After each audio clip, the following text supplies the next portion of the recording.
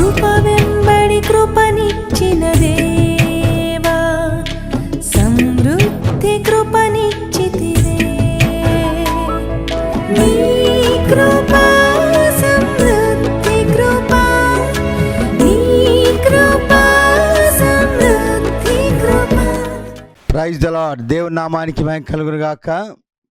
ప్రేమైన దేవుని ప్రజలారా, జీవము కలిగిన యేసు నామములో శుభములు మీకు తెలియజేస్తూ దేవుని మాటలు ధ్యానించడానికి కొరకై ప్రేమతో మిమ్మల్ని ఆహ్వానిస్తూ ఉన్నాం. కాబట్టి శ్రద్ధగా ఆలకించి ఆత్మీయ మేలు పొందాలని మనం చేస్తున్నాం. ఆదికాండము 32వ అధ్యాయము 22 నుండి 30 వరకు ఉన్నటువంటి దేవుని మాటలు మనం చదువుకుందాం. ఆ రాత్రి అతడు లేచి తన 2 భార్యలను, తన 2 దాసీలను, తన 11 మంది పిల్లలను తీసుకొని ఎబ్బేకు రేవు దాటిపోయాను. యాకోబు వారిని తీసుకొని ఆ ఏరు దాటించి తనకు కలిగినదంతయు పంపివేశాను. యాకోబు ఒక్కడు మిగిలిపోయాను. ఒక నరుడు తెల్లవారు వరకు అతనితో పెనుగులాడాను. తాను అతని గెలవకుండా చూచి తొడగీటి మీద అతనిని కొట్టాను. అప్పుడు అతడు ఆయనతో పెనుగులాట వలన యాకోబు తొడగూడు వసిలెను. ఆయన తెల్లవారుచున్నది గనుక నన్ను పోనిమ్మని అనగా అతడు, నీవు నన్ను ఆశీర్వదించితేనే గాని నిన్ను పోనీయను అనెను. ఆయన, నీ పేరేమని అడగగా అతడు యాకోబు అని చెప్పాను. అప్పుడు ఆయన, నీవు దేవునితోనూ మనుషులతోనూ పోరాడి గెలిచితివి గనుక ఇక మీదట నీ పేరు ఇశ్రాయేలే గాని యాకోబు అనబడదని చెప్పాను. అప్పుడు యాకోబు, నీ పేరు దయచేసి తెలుపాను. అందుకు ఆయన, నీవు ఎందు నిమిత్తము నా పేరు అడిగితివని చెప్పి అక్కడ అతని ఆశీర్వదించాను. యాకోబు, నేను ముఖాముఖిగా దేవుని చూచితిని, ఆయనను నా ప్రాణము దక్కినదని ఆ స్థలమునకు పెనుయేలు అను పేరు పెట్టెను. పరిశుద్ధుడా, మహోన్నతుడా, మా నాయన, చదవబడిన ఈ మాటలు మాకు తండ్రి మా నాయన మీరే బోధించి విశదపరిచి ఆశీర్వదించండి. మీ కృపకు మమ్మల్ని అప్పచెప్పుకొనొచ్చు యేసుక్రీస్తు నామములోనే ప్రార్థించి వేడుకొంచున్నాం తండ్రి, ఆమేన్. ప్రియులారా, చదువుకున్నటువంటి మాటల్లో దేవుడు యాకోబును ఆశీర్వదించినట్టుగా చూస్తూ ఉన్నాం. యాకోబు జీవితాన్ని మనం చూసినట్లయితే యాకోబు తన తల్లిదండ్రుల యొద్ద నుండి ఒక చేతికర్ర తీసుకొని తన మామ యొద్దకు వెళ్ళిపోయినాడు. అక్కడ తాను ఏమేమి చేసినాడో రకరకాలైనటువంటి మరి ప్లాన్లు వేసి గొప్ప ఆస్తిని సంపాదించుకున్నాడు. 2 భార్యలు, వారి దాసీలు, అంతేకాకుండా కుమారులు, కుమార్తె, మరి గొర్రెలు, గాడిదలు, అలాగున విస్తారమైనటువంటి పనివారు మరి తనకు ఆశీర్వాదముగా ఇవ్వబడింది. పిల్లారా, ఇవన్నీ ఎవరి వలన పొందినాడు అంటే, ఒక మాటలో మనం చెప్పాలంటే దేవుని వల్లనే అతడు ఆశీర్వాదము పొందినాడు. అంత ముందున్నటువంటి సందర్భాల్లో మనం చూసినప్పుడు యాకోబును దేవుడు దర్శించినట్టుగా మనం చూస్తాం. యాకోబును బేతేల్లో దేవుని దర్శించగా యాకోబు దేవునికి మొరక్కినాడు. అక్కడ నీవు నన్ను ఆశీర్వదించు అని కూడా అడిగినట్లుగా మనం చూస్తూ ఉన్నాం. నీవు ఆశీర్వదిస్తే నేను సమస్తంలో 10వ వంతుని నీకు ఇస్తానని కూడా ఆయన అక్కడ ఒప్పుకున్నాడు. అంటే తాను పొందినటువంటి సమస్త ఈవులు, తాను పొందినటువంటి సమస్త ఆస్తిపాస్తులు అవన్నీ కూడా దేవుని చేతనే పొందినాడు. తాను కొన్నిసార్లు తన సొంత తెలివిని ఉపయోగించి వాటిని పొందుకున్నాడు. దేవునికి స్తోత్రం కలుగునుగాక. తన దేశానికి వెళ్ళమని దేవుడు ఆయనతో మాట్లాడినప్పుడు తన దేశానికి వెళ్తూ ఉన్నాడు. చూడండి, 32వ అధ్యాయం 9వ వచనం చూసినప్పుడు ఈ మాట ఇట్లా వ్రాయబడి, అప్పుడు యాకోబు, నా తండ్రి అయిన అబ్రహాము దేవా, నా తండ్రి అయిన ఇస్సాకు దేవా, నీ దేశమునకును నీ బంధువుల యొద్దకు తిరిగి వెళ్ళుము, నీకు మేలు చేసిందని నాతో చెప్పిన యెహోవా. ఆయన చెప్పుకుంటా ఒప్పుకుంటా ఉన్నాడు. నీవు నీ సేవకునికి చేసిన సమస్త ఉపకారములకును సమస్త సత్యమునకును అపాత్రుడను. ఎట్లనగా నా చేతి కర్రతో మాత్రమే ఈ యోర్దాను నది దాటి తిని ఇప్పుడు నేను 2 గుంపులై తిని. గమనించండి, నాకు దాసదాసీలు, మరి గొర్రెలు, ఒంటెలు, పశువులు, గాడిదలు, ఇలాగున అనేక ఈవులు నాకు నీవే దయచేసినావు. ఇప్పుడు నీ దేశానికి నీ బంధువుల వద్దకు వెళ్ళుము అని నీవు అంటున్నావు కదా. ఒకప్పుడు నేను వచ్చినప్పుడు చేతి కర్రతో వచ్చినాను, అవన్నీ నాకు నీవు అనుగ్రహించినావు అని ప్రభు దగ్గర ప్రార్థన చేస్తా ఉన్నాడు. ఎందుకు ప్రార్థన చేస్తున్నాడంటే, ఒక పక్కేమో తన మామ అయినటువంటి లాబాను మరి వెంబడిస్తూ ఉన్నాడు.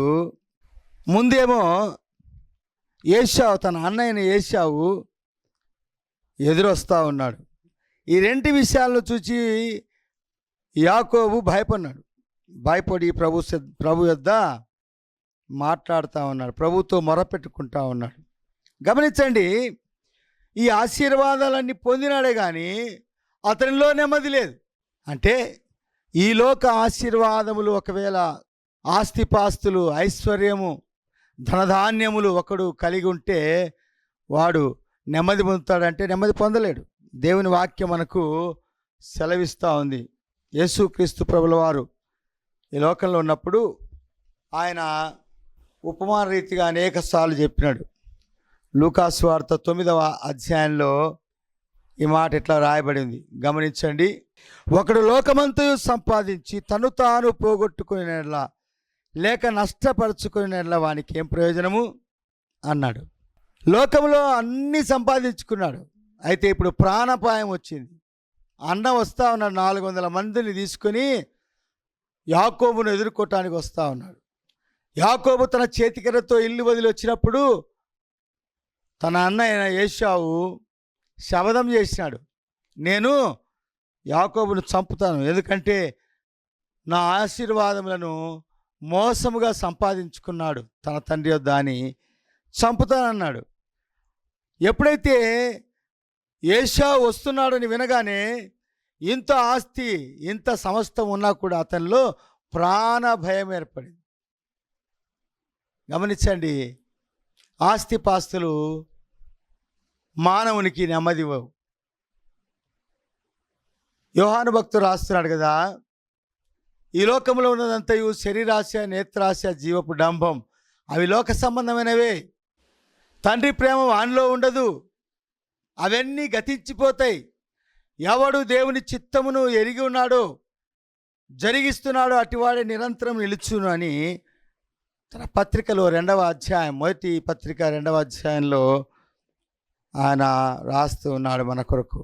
పిల్లలు ఇక్కడ గమనించండి, యాకోబు అయితే సమస్తమును సంపాదించుకున్నాడు, కానీ అంత ఆస్తిపాస్తులున్నా తనకి ఏదో కొరత కనపడతా.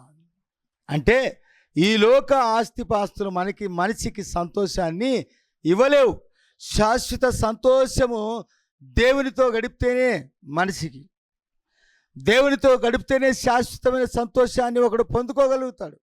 అయితే ఇక్కడ శ్రేష్టమైనటువంటి ఒక మాటను మనం గమనిస్తాం. అదేంటంటే, ఆ రాత్రి అందరిని పంపించి ఒంటరి వాడైనాడట.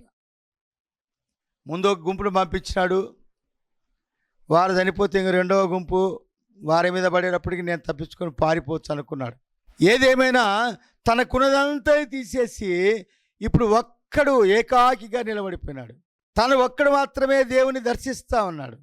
ఆయన పాదములు పట్టుకొని పెనుగులాడుతున్నాడట. ఆయన పాదాలు పట్టుకొని పోట్లాడుతూ ఉన్నాడు. నన్ను ఆశీర్వదించవా, నన్ను ఆశీర్వదించవా అంటా ఉన్నాడు. ఇంకేం ఆశీర్వాదాలు కావాలి?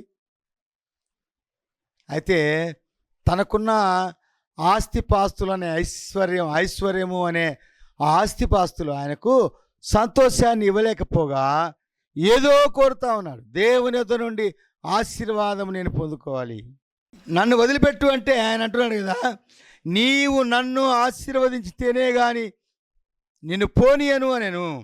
అప్పుడు దేవుడు ఒక మాట అడుగుతా ఉన్నాడు. ఆయన నీ పేరేమని అడుగు, అతడు యాకోబు అని చెప్పింది. యాకోబు, యాకోబు అనగా మోసగాడు అని అర్థం. పిల్లారా, మానవుని జీవితము ఈ లోకంలో ఎట్లా ఉంటుందట అంటే మోసకరమైనది గాను, యుద్ధములో ఉన్నట్టుగాను, నెమ్మది లేని స్థితిలో మనుషుడు సాగుతూ ఉన్నాడు. యోబు గ్రంథంలో చూడండి 7వ అధ్యాయము 1వ వచనం నేను చదువుతున్నాను. భూమి మీద నరుల కాలము యుద్ధకాలము కాదా, వారి దినములు కూలివాని దినము వంటివి కావా అంటాడు. భూమి మీద నరుని యొక్క సమయం అంతా ఎలాంటిదట అంటే యుద్ధకాలం వంటిదట. 5వ అధ్యాయం 7వ వచనంలో ఇంకొక మాట రాయబడింది. నిప్పు రవ్వలు ఎగిరి పైకి ఎగురునట్లు నరులు శ్రమానుభవనకే పుట్టుచున్నారు. 14వ వచనంలో ఇంకొక మాట కూడా రాయబడింది, గమనించండి. 1వ వచనంలో 14వ అధ్యాయం 1వ వచనం. స్త్రీ కనిన నరుడు కొద్ది దినముల వాడై మిక్కిలి బాధ నొందును. పువ్వు వికసించినట్లు వాడు పెరిగి వాడిపోవును. నీవు కనబడక పోవునట్లు వాడు నిలవక, నీడ కనబడకపోవునట్లు వాడు నిలవక పారిపోవును. గమనించండి, మనిషి యొక్క జీవితం ఎట్లా ఉన్నది? పోరాటం. నీవెంత సంపాదించినా పోరాటమే. నీవు ఆస్తిపాస్తులు సంపాదించినా నీ జీవితము పోరాటంతో కూడినదే ఉంది. నెమ్మది లేదు, సమాధానం లేదు. ఇక్కడ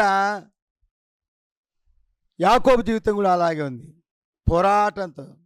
ఎంతో సంపాదించుకున్నాడు, కానీ మరణ భయం వచ్చేటప్పటికీ భయపడిపోయి అయ్యా నన్ను ఆశీర్వదించవా అంటాను. నూతన నిబంధన గ్రంథంలో కూడా శిష్యులు యేసుక్రీస్తుతో పాటు వారు నడుస్తున్నారు, అనేక అద్భుతాలు చూసినారు. అయితే రాత్రివేళ సముద్రం మీద వారు పడవలో వెళ్తున్నప్పుడు తుఫాను రేగగా వారు భయపడినారట. అయ్యో మేము నశిస్తున్నామన్నారు. అయ్యో భూతమని భయపడినారు ప్రభువుని చూచి దూరంగా. మరి ఇంకొక మాట అంటా ఉన్నారు, మేము కష్టపడి ఈ ధోని నడిపిస్తూ ఉన్నాము అని జ్ఞాపకం చేస్తూ ఉన్నారు. చూడండి, మార్క్స్ వార్త 6వ అధ్యాయం, మార్క్స్ వార్త 6వ అధ్యాయము 48వ వచనం. అప్పుడు వారికి గాలి ఎదురైనందున ధోని నడిపించట్లో వారు మిక్కిలి కష్టపడుచుండగా ఆయన చూచి రాత్రి ఇంచుమించు 4వ జామున సముద్రం మీద నడుచుచు వారి వద్దకు వచ్చి వారిని దాటిపోవాలని ఉండెను. ఆయన సముద్రం మీద నడుచుట వారు చూచి భూతమని కేకలు వేసిరి, తొందరపడిరి అని రాయబడింది కింద. వారు కష్టపడుతూ ఉన్నారు, మిక్కిలి కష్టం వారి జీవితంలో ఉంది. మానవుని జీవితము ఎంతో కష్టమైంది. అయితే ప్రభువు ఆశీర్వదిస్తే ఆ కష్టాన్ని మనుషుడు తీసివేసుకొని నెమ్మదిగాను సుఖంగాను జీవించగలుగుతాడు. అందుకనే యాకోబు ఇక్కడ మరి ప్రభు సన్నిధిలో నీవు ఆశీర్వదిస్తేనే అని మొరపెట్టుకుంటున్నట్టుగా మనం చూస్తూ ఉన్నాం. ఓ ప్రియుడా, ప్రియ సోదరి, దేవుని ఆశీర్వాదం కొరకై నువ్వు ఎప్పుడైనా ప్రభు సన్నిధిలో గడిపినవా? శాశ్వతమైన ఆశీర్వాదం ఇచ్చే ప్రభువును నీవు కనుగొన్నావా? గుర్తించినావా? ఆయనతో మాట్లాడినావా? ఆయన నీతో మాట్లాడినాడా? ఆయన నీవు దర్శిస్తే ఆయన ఆశీర్వదిస్తాడు. ఇక్కడ ప్రాముఖ్యమైన సంగతి మనము గమనించినట్లయితే చూడండి, 27వ వచనంలో నీ పేరు ఏమి అని అడుగుగా అతడు యాకోబు అని చెప్పాను. నీ పేరేమి అంటే యాకోబయ్యా నా పేరు అన్నాడు. యాకోబు అంటే మోసగాడు. అన్నను మోసగించినాడు, మామను మోసగించినాడు, ఇంకా అనేకమైనటువంటి కుయుక్తుల చేత తాను తన జీవితాన్ని కొనసాగించాడు. అయితే తాను ఒప్పుకున్నాడు. ప్రియ సోదరి, మానవుని జీవితము దేవుడు ఆశీర్వదిస్తేనే ఆ ఆశీర్వాదం నిలిచి ఉంటుంది. ఎలియేజరు అబ్రహామును గురించి చెప్తా ఉన్నాడు. నా యజమానుడైన అబ్రహామును దేవుడు బహుగా ఆశీర్వదించెను అని ఇస్సాకుకు భార్యను తీసుకురావటానికి వెళ్ళినప్పుడు మరి అక్కడ తన యజమానుడైన అబ్రహామును గురించి అంటే ఒకడు దేవుడు ఆశీర్వదించినప్పుడు పొందినటువంటి ఆశీర్వాదమే అది నిలకడగా ఉండే ఆశీర్వాదం, అది స్థిరమైన ఆశీర్వాదం. అయితే అందుకని ఇక్కడ యాకోబును దేవుడు ఆశీర్వదించాలని అతను అడుగుతా ఉన్నాడు. నీ పేరేమంటే నా పేరు యాకోబు అంటా ఉన్నాడు. అంటే ఉన్నది ఉన్నట్టుగా తన జీవితం అంతా ప్రభు సన్నిధిలో ఒప్పుకున్నాడు. తన స్థితి అంతా తాను ఒప్పుకున్నాడు కనుకనే అతను ఆశీర్వదించాను, అతన్ని ఆశీర్వదించినాడు దేవుడు. అక్కడ చెప్తా ఉన్నాడు, నీవు నన్ను ఆశీర్వదించితేనే కానీ నిన్ను పోని అని అన్నప్పుడు 29వ వచనంలో అక్కడ అతని ఆశీర్వదించెను, అక్కడ అతన్ని ఆశీర్వదించాను. ప్రియ సోదరి, మన జీవితంలో కూడా పశ్చాత్తాపము కలిగి ఉంటే, మన జీవితం పశ్చాత్తాపంతో ప్రభువును ఒప్పుకుంటే మనం ఆశీర్వదించబడతాం. మన స్థితి ఏంటో మనం ఎరిగితే మనము ఆశీర్వదించబడతాం.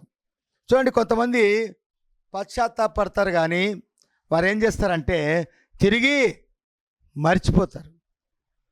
నిర్గమకాండంలో ఇశ్రాయేలీలు ఐగుప్తు దాస్యం నుంచి బయటికి తీసుకురావడానికి మోసే పోయినప్పుడు ఫరో దగ్గరికి పోయి మోసే చెప్తా ఉన్నాడు, ఫరో మా ప్రజలను విడిచిపెట్టు, మేము పోయి దేవునిని ఆరాధించాలి అంటే, మిమ్మల్ని విడిపించటానికి లేక మిమ్మల్ని వదిలిపెట్టడానికి నేను ఇక్కడ లేను, ఆ యెహోవా ఎవడో నాకు తెలియదు అన్నాడు. తర్వాత అక్కడ కొన్ని సూచక్రియలు, అక్కడ కొన్ని అద్భుతమైన కార్యాలు దేవుడు మోసే ద్వారా జరిగించినప్పుడు అవి కఠినంగా ఉన్నాయి. కఠినంగా ఉండగానే ఫరో ఒప్పుకుంటా ఉన్నాడు, అయ్యో పొరపాటు చేసినాను, నేను తప్పు చేసినానయ్యా, నన్ను వదిలిపెట్టు, మమ్మల్ని వదిలిపెట్టు, మీరు వెళ్ళిపోండి, నేను మిమ్మల్ని పంపిస్తాను, ఇదిగో ఈ సమస్య నుంచి, ఈ 10 తెగుళ్ళలో ఈ కఠినమైన తెగుళ్ళ నుంచి మమ్మల్ని కాపాడు, నీ దేవుని దగ్గర వేడుకో అంటే వారు వేడుకున్నారు. ఆ సమస్య వెళ్ళిపోగానే తిరిగి ఫరో మనస్సు కఠినపరచబడింది. ఈనాడు మన జీవితంలో కూడా కష్టాలు, సమస్యలు, ఇబ్బందులు వచ్చినప్పుడు, రోగములు వచ్చినప్పుడు, ఆర్థిక సమస్యలు వచ్చినప్పుడు, వ్యాధి బాధల్లో ప్రభువా అని మొరపెట్టే అనుభవం మనకుంది. అయితే అది వెళ్ళిపోగానే తిరిగి యథాప్రకారంగా మనము ప్రభువును మర్చిపోయే ప్రమాదం ఉంది. ఇశ్రాయేలు దేవుణ్ణి ఒప్పుకున్నారు, ఆయన మా రక్షకుడు, విమోచకుడని. అయితే వారి హృదయం తిరిగి కఠినమైపోయిందట. ఫరో ఒప్పుకున్నాడే కానీ లోబడకపోయినాడు. పేతురు, అయ్యా నేను నిన్ను వెంబడిస్తాను, ప్రాణాపాయం వచ్చినా నేను నిన్ను వదిలిపెట్టనని యేసు ప్రభుతో ఒప్పుకున్నాడు. కానీ మరి ఒక సమయం వచ్చినప్పుడు యేసు ఎవరో నాకు తెలియదు, నేను ఎరగనని ముమ్మారు బొంకినాడు. బొంకిన విషయాన్ని ప్రభు జ్ఞాపకం చేయగా పేతురు ఏం చేసినట్ట అంటే మత్తయి సువార్త 26వ అధ్యాయంలో 74వ వచనంలో ఈ మాట రాయబడింది. దయచేసి గమనించండి, ఆ మాట చదువుతాను నేను. మత్తయి 26, 74, 75. అందుకు అతడు ఆ మనుష్యుని నేను ఎరుగనని చెప్పి చెప్పించుకోటకును ఒట్టు పెట్టుకోటకును మొదలుపెట్టాను. వెంటనే కోడి కూసెను గనుక కోడి కూయక మునుపు నీవు నన్ను ఎరగవని ముమ్మారు చెప్పేదవని యేసు తనతో అనిన మాట పేతురు జ్ఞాపకమునకు తెచ్చుకొని వెలుపలికి పోయి సంతాపపడి ఏడ్చాడట. ఎప్పుడైతే తాను సంతాపపడి సరి చేసుకొని పశ్చాత్తాపడి ఏడ్చినాడో తర్వాత ప్రభుకు నమ్మకస్తుడుగా ఉన్నాడు. పేతురు ఒక్కసారి వాక్యాన్ని, సువార్తను బోధిస్తే మొట్టమొదటిగా 3,000 మంది ఒకేసారి రక్షించబడ్డారు. అలాగున ఎంతోమందిని ప్రభు దగ్గరికి నడిపించినాడు పేతురు. గొప్ప సాధనముగా వాడబడినాడు పేతురు. అంతేకాకుండా ప్రభు కొరకు హతసాక్షి అయి శిలువకు మరి తలకిందులుగా కొట్టబడి ప్రభుకు హతసాక్షి అయినాడు. ప్రియ సోదరి, పేతురును దేవుడు అంగీకరించాడు. ఫరోనైతే అంగీకరించలేదు, పేతురును అంగీకరించాడు. ఇంకొక వ్యక్తిని కూడా మనం చూడగలుగుతాం, తప్పిపోయిన కుమారుడు. గమనించండి, లూకాసు వార్త 15వ అధ్యాయంలో మాటలున్నాయి. ఆ సంగతి ప్రభు చెప్తా ఉన్నాడు. ఒక తండ్రికి 2 కుమారులు ఉన్నారు.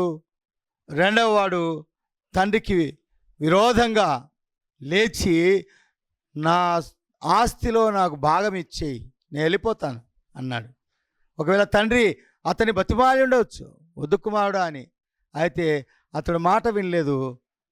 తన ఆస్తిని తీసుకొని దూరదేశానికి పోయి దుర్వ్యాపారం చేసి వేశ్యలతో తినివేసి వ్యర్థమైన స్నేహితులతో తన ఆస్తి అంతా పాడు చేసుకున్నాడు. తినటానికి కూడా ఏమి లేకపోయింది. ఆ దేశంలో కరువు వచ్చింది. అయ్యో ఎంతో కష్టపడుతూ ఉన్నాడు. ఆ సమయంలో 17వ వచనంలో రాయబడిన మాటను చూసినట్లయితే ఏం రాయబడిందంటే, అయితే వాడు బుద్ధి వచ్చినప్పుడు లేచి అన్నటువంటి మాట అక్కడ రాయబడింది. బుద్ధి వచ్చినప్పుడు వాడు లేచి, అయ్యో నేను తండ్రి వద్దకు పోతాను, ఆయన దగ్గర ఒప్పుకుంటాను అని తీర్మానించుకున్నాడు.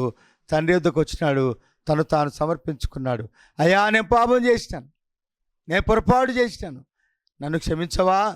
నీ పనివారిలో ఒకరిగా నన్ను ఉంచుకో, నీ కుమారుని అనిపించుకోవటానికి ఏమాత్రం యోగ్యుని కాదన్నాడు. తండ్రి అయితే అతనికి క్షమించి హక్కును చేర్చుకున్నాడు. కుమారత్వాన్ని తిరిగి అతనికి ఇచ్చినాడు. ప్రియ సోదరి, పశ్చాత్తాపము లేక ఉన్నదిన్నట్టుగా ప్రభు సన్నిధిలో తను తాను ఒప్పుకోవడము ద్వారా దేవుడు ఆశీర్వదించువాడుగా ఉన్నాడు. ఎప్పుడైతే మనల్ని మనం ఆయనకు అప్పచెప్పుకుంటామో అప్పుడు ఆశీర్వదించబడు. చూడండి, యాకోబు తను తాను ఉన్నదిన్నట్టుగా చెప్పుకున్నాడు. నువ్వు ఎవరవయ్యా అంటే నేను యాకోబుని అన్నాడు. నా స్థితి ఇది, నేను ఇప్పుడు ఎంతో బలహీనతలో ఉన్నాను, నా అన్న నన్ను ఎదుర్కోవటానికి వస్తూ ఉన్నాడు, నేనేం చేయాలి అన్నట్టుగా ప్రభు సన్నిధిలో ఇంకా ఏమేం మాట్లాడినాడు, ఏ విషయాలు తను ఒప్పుకున్నాడో మనకు తెలీదు. అయితే ప్రభు అతన్ని ఆశీర్వదించినట్టుగా చూస్తాను. ఓ ప్రియ సోదరి, నా జీవితంలో కూడా మనం ఆశీర్వదించబడాలంటే దేవుని సన్నిధిలో మనల్ని మనము ఒప్పుకోవాలి. యోహాను భక్తుడు తన పత్రికలో రాస్తున్నాడు. మొదటి పత్రిక 9వ వచనం చూసినట్లయితే ఆ మాట ఇట్లా రాయబడింది, మన పాపములను మనం ఒప్పుకున్నట్లయితే ఆయన నమ్మదగిన వాడు నీతిమంతుడు కనుక ఆయన మన పాపములు క్షమించి సమస్త దుర్నీతి నుండి మనను పవిత్రులుగా చేయనని. మన పాపాలు ఆయన సన్నిధిలో మనం ఒప్పుకోవాలి, మన పొరపాట్లు ఒప్పుకోవాలి, మన బలహీనతలు ఒప్పుకోవాలి. అయ్యా నేను ఇది చేస్తానన్నాను, చేయలేకపోయినాను, అయ్యా నీ సన్నిధిలో ఎన్నోసార్లు నేను తీర్మానం చేసుకున్నాను, కానీ నేను దాన్ని నెరవేర్చలేకపోయినాను.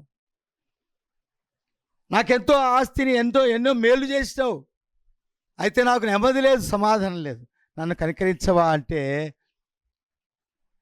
ఆయన కనికరిస్తాడు, ఆయన ఆశీర్వదిస్తాడు. హోషేయ గ్రంథంలో యాకోబుని గురించి ఒక అద్భుతమైన మాట రాయబడింది. హోషేయ గ్రంథము 12వ అధ్యాయము 3 నుంచి 6 వరకు ఉన్నటువంటి మాటలు నేను చదువుతున్నాను, గమనించండి. తల్లి గర్భమందు యాకోబు తన సహోదరుని మరిమిను పట్టుకొనెను, మగసిరి గలవాడై అతడు దేవునితో పోరాడెను, అతడు దూతతో పోరాడి జయమొందెను, అతడు కన్నీరు విడిచి అతని బ్రతిమాలెను. బేతేలులో ఆయన అతనికి ప్రత్యక్షమాయను, అక్కడ ఆయన మనతో మాట్లాడెను. యెహోవా అని, సైన్యములకు అధిపతిగా యెహోవా అని ఆయనకు జ్ఞాపకార్థ నామము. కాబట్టి నీవు నీ దేవుని తట్టు తిరగవలను, కనికరమును న్యాయమును అనుసరించుచు ఎడదేక నీ దేవుని యందు నమ్మిక ఉంచు. ఇక్కడ చెప్తున్నాడు, యాకోబుని గురించి మాట్లాడుతూ తిరిగి అందరితో చెబుతున్న మాట ఏంటంటే, యాకోబు కనికరించబడినాడు, బేతేల్లో దేవుని దర్శనాన్ని చూసినాడు, ఒప్పుకున్నాడు. కాబట్టి నీవు కూడా నీ దేవుని తట్టు తిరుగు. ఆయన కనికరము కలిగిన దేవుడు, ఆయన నామమే కనికరము కలిగిన నామము. ఆయన సైన్యములకు అధిపతి యెహోవా, ఆయన నిన్ను క్షమించటానికి సిద్ధంగా ఉన్నాడు అంటా ఉన్నాడు. పిల్లలారా, మనల్ని ఆశీర్వదించడానికి ప్రభు సిద్ధంగా ఉన్నాడు. అయితే మనం సిద్ధంగా ఉన్నామా? యెషయా గ్రంథం 4వ అధ్యాయంలో 3, 4, 5 వచనాలు ఇట్లా వ్రాయబడి ఉన్నాయి.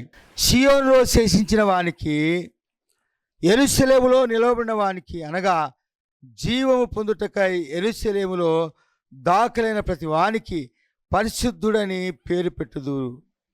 తీర్పు తీర్చు ఆత్మ వలన, దహించు ఆత్మ వలనను ప్రభు సియోను కుమార్తెలకున్న కల్మషము కడిగివేయినప్పుడు యెరూషలేమునకు తగిలిన రక్తమును దాని మధ్య నుండి తీసివేసి దాని శుద్ధి చేయనప్పుడు సియోను కొండలోని ప్రతి నివాస స్థలం మీదను దాని ఉత్సవ సంఘముల మీదను పగలు మేఘ ధూపములను రాత్రి అగ్ని జ్వాలా ప్రకాశమును యెహోవా కలుగజేయును.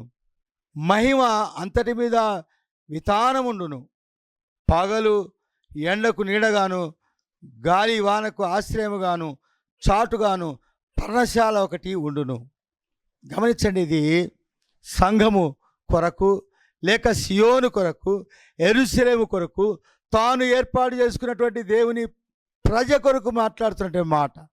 ఆయన ఎలాంటి వాడట అంటే, మన పాపాలు మనం ఒప్పుకుంటే మనకు కలిగినటువంటి కల్మషమునంతటినీ తీసేస్తాడట. మనకు కలిగినటువంటి రక్తమును దాని మధ్య నుండి తీసివేయును. ఆయనే ప్రకాశముగా మన మధ్యలో ఉంటాడు. రాత్రి పగలు ఆయన మనల్ని కాపాడువాడుగా ఉన్నాడు. ఆయన ఆశీర్వాదం మన వెంట ఉంది. కాబట్టి ప్రియ సోదరి, ఇక్కడ యాకోబును మనం చూసుకున్నాం. యాకోబు తన జీవితంలో మరి ప్రభువును దర్శించాడు. యాకోబు ప్రభువును దర్శించిన కాలము, దానికి ముందున్న కాలము, దానికి తర్వాత కాలాన్ని మనం చూసినట్లయితే, ఎప్పుడైతే ప్రభువును దర్శించాడో తర్వాత ఎక్కడా కానీ ఒడిదుడుకులు లేకుండా యాకోబు జీవితం సాఫీగా సాగినట్లుగా మనం చూస్తాం. ఎందుకంటే దేవుని చేత ఆశీర్వదించబడినవాడు నెమ్మదిగాను సమాధానంగాను ఉంటాడు. అట్టి ఆశీర్వాదం నీకు పొందినవా? పొందకుండా ఉన్నట్లయితే ప్రభు దగ్గరికి రా, ఆయన దగ్గర ఒప్పుకో. ఆయన నిన్ను సరిచేయటానికి శక్తిమంతుడు, నిన్ను రక్షించటానికి, నిన్ను విమోచించటానికి శక్తిమంతుడు.